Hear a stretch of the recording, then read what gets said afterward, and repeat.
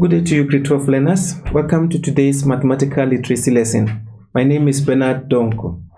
This lesson is brought to you by the Northern Cape Department of Education in collaboration with Pagama Research and Development. So today, we want to try our prelim revision and make sure that you understand every portion so that you pass and pass very well. Try and ensure that at the end of the lesson, you have learned something new, you have reshaped and sharpened your knowledge, because that will help you a lot. So let's get some few revision questions and let's look at how the paper looks like. By now, you should know that you're going to sit for 3 hours is paper 1, and paper 1 is going to have finance, data handling, and probability. Please take note of that. Okay. Then you are supposed to ensure that you score as many marks as possible. You know by now question 1 is those easy to score. You are reading from graphs, from information, things that make life a little bit easier for you. So you are supposed to score them, my learners. Okay, then the next point is, how does the paper look like? Question 1, about 30 marks. Question 2, focus only on finance. The question 1 is a mixture of finance, data, and probability. Then question 3 will be on data handling only.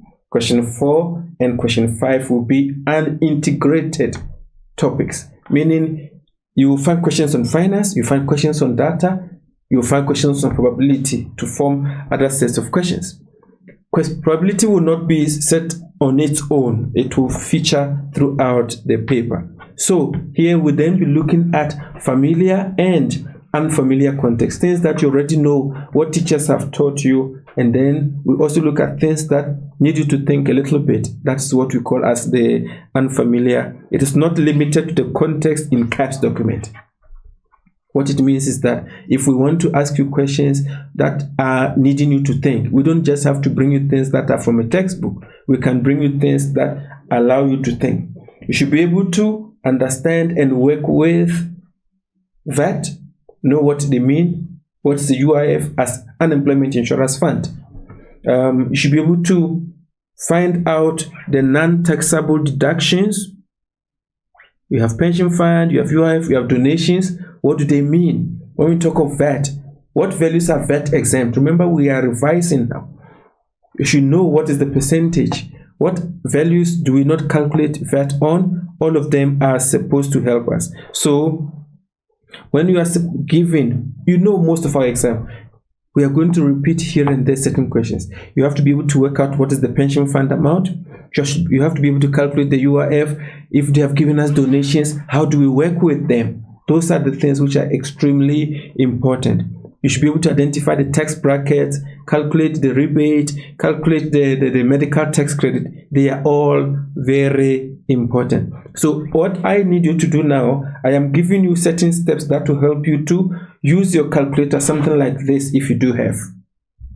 Use that calculator to help you to answer various questions without having to stress. So imagine you want to subtract time. The calculator does that.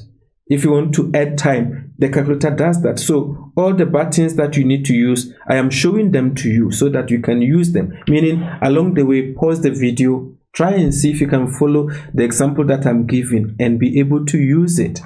That is what I'm saying. So here we are revising. We are not teaching everything from the scratch. I'm just refreshing your memory to say, this is important, take a look at it. That one is important, remember to work on it, and so on. Okay.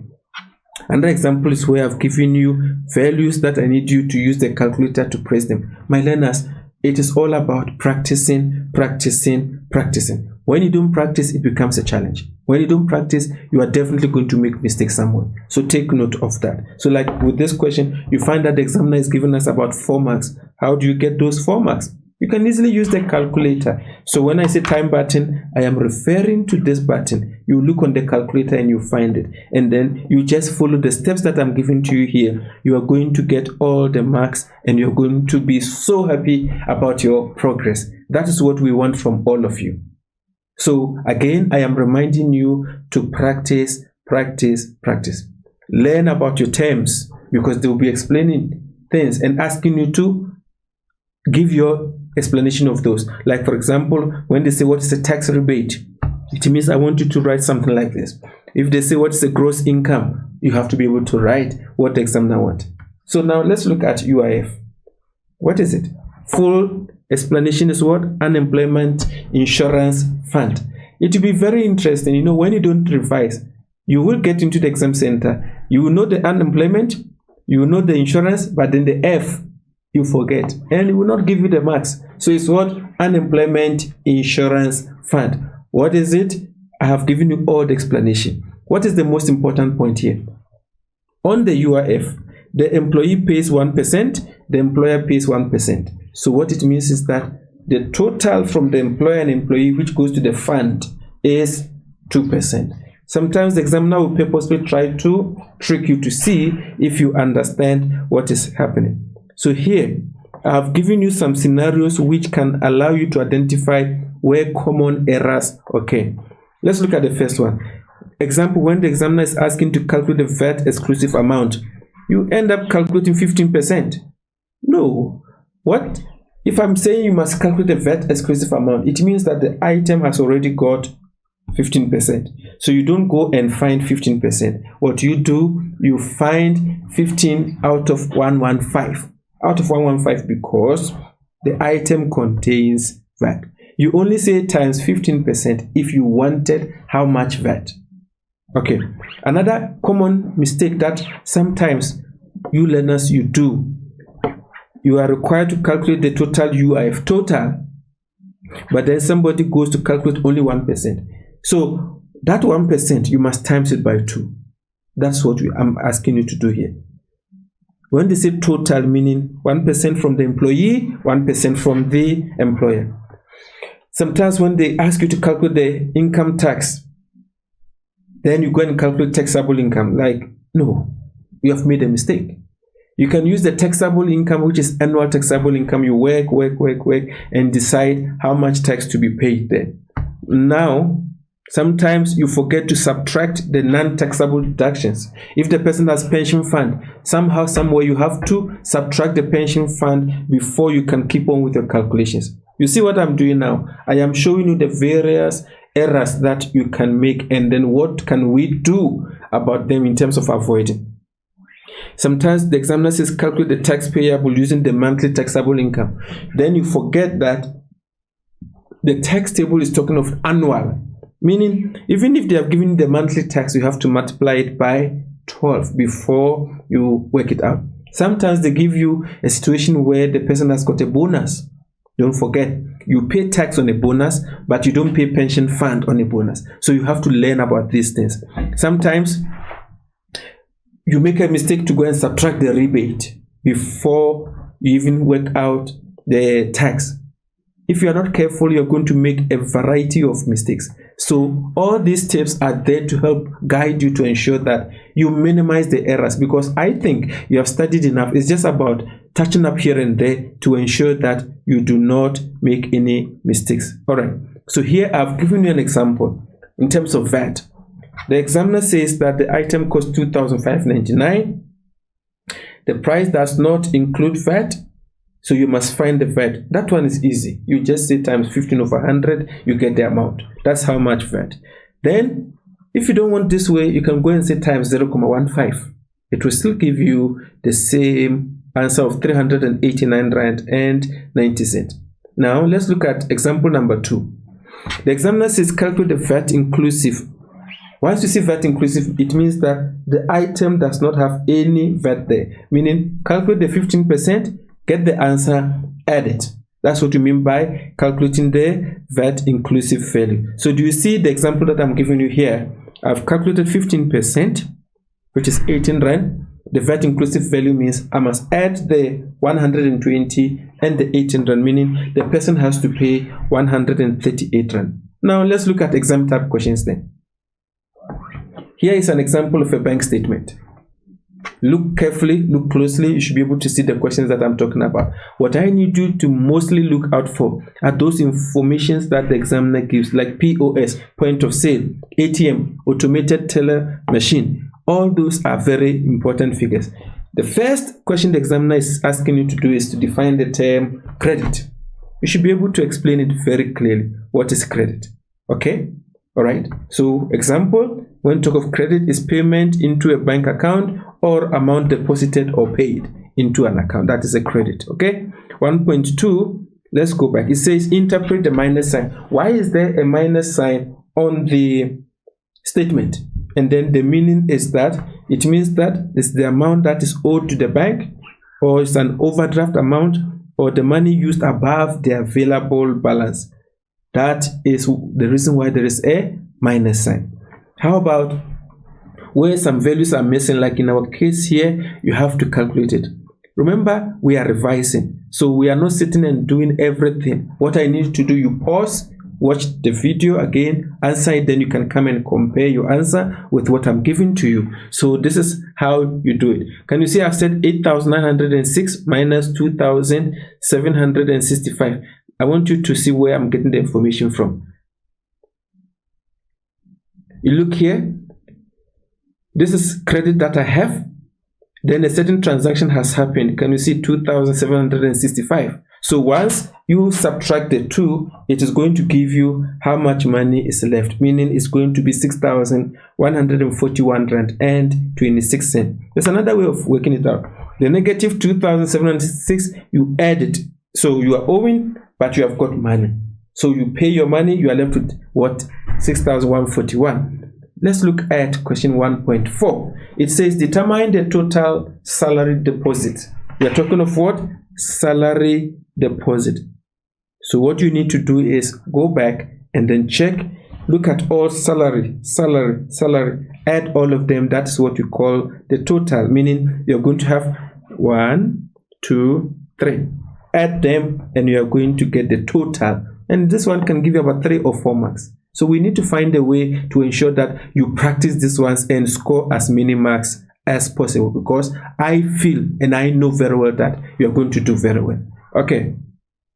Then they asked another question. It says on 1 February 2016, it was a Monday.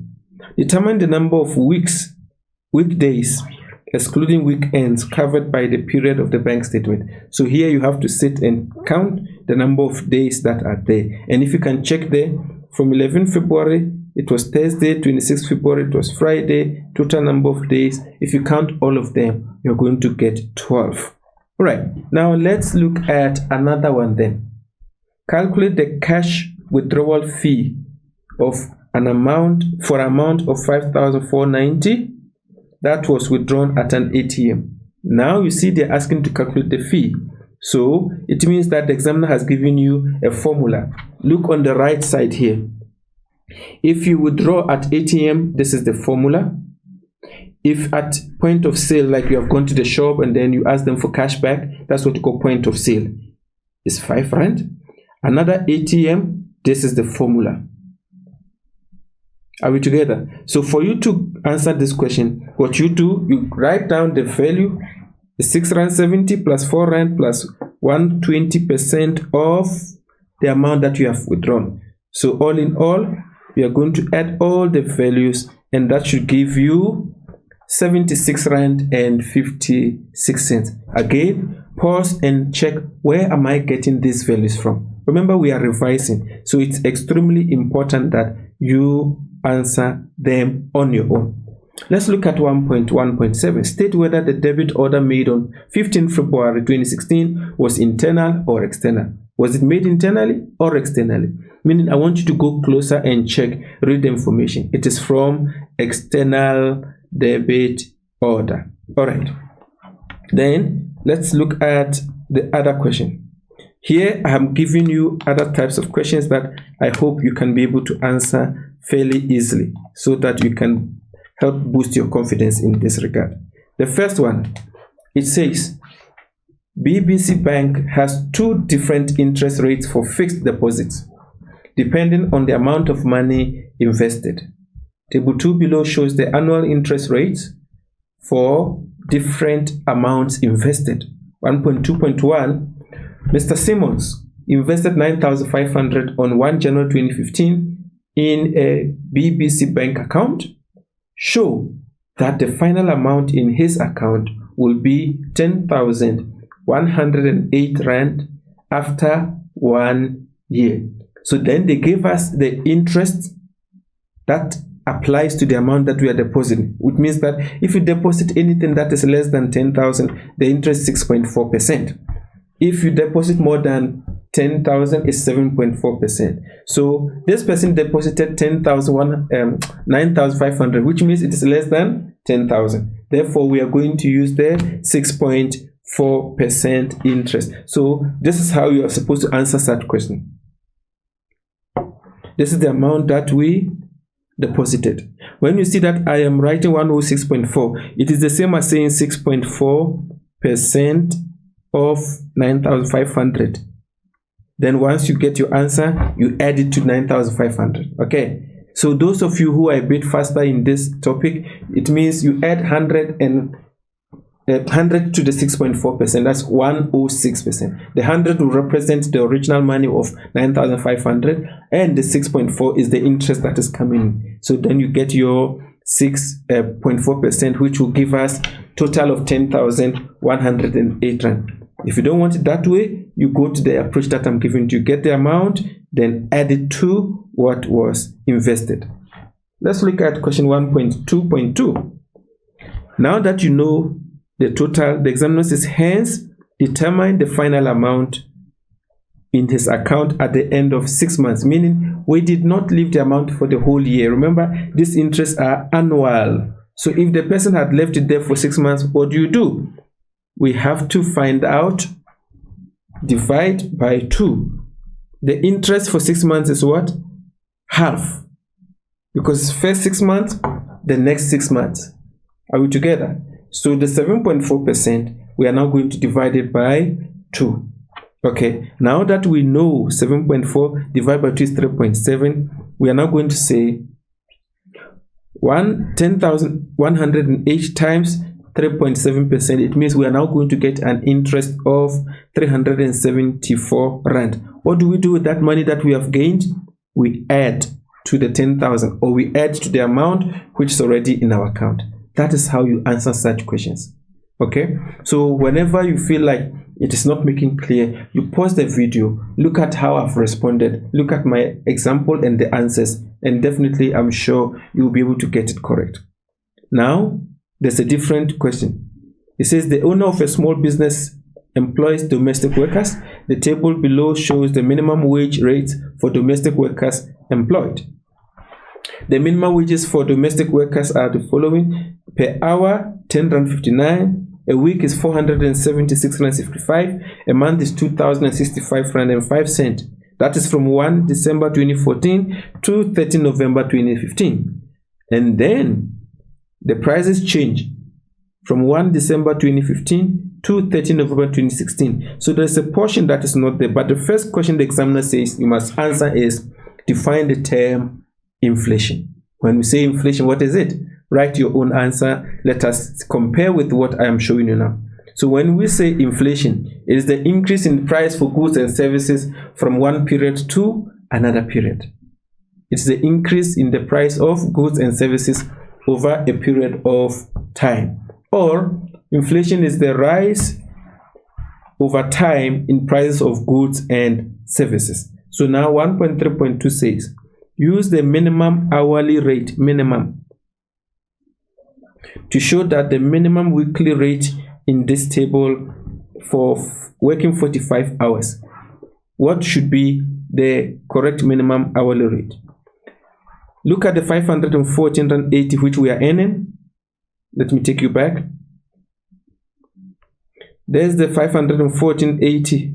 All right, we are going to divide it by the hourly rate.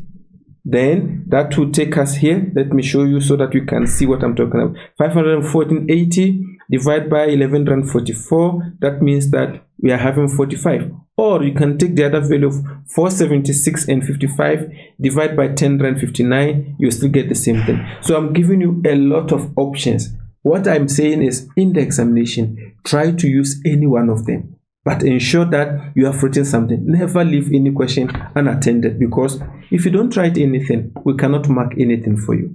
All right. 1.3.3, the examiner gives us the formula to say, use this formula to find the value of B. R stands for the weekly rate. W stands for the number of weeks in a year. divide everything by 12.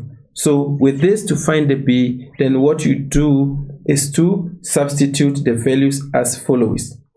We have the 514. We are going to times it by 52 weeks in a year. We are going to divide by 12. That will give us 2,230 rand 80 cents. If you don't want to go that way, then you can work 2,065 divided by 10 rand 59 times 11 rand 44. It will still give you the same value.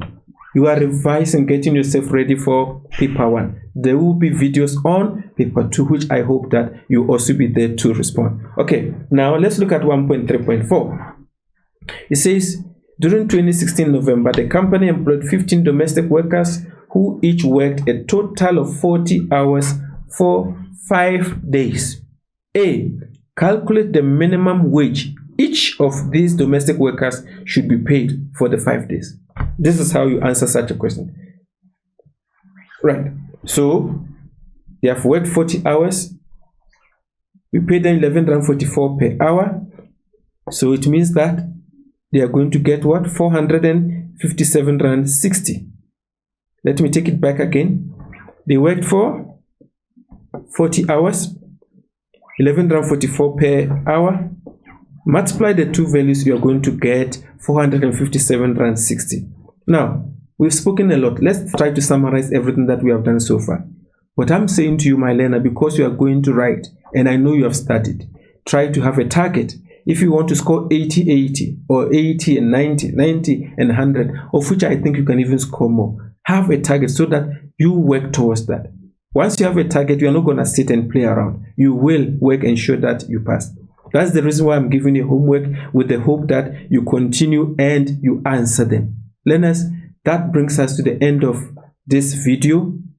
Please go over, watch, and prepare thoroughly so that you do well in the examination. Thank you so much for staying with me. I will see you next time in another video. Bye-bye.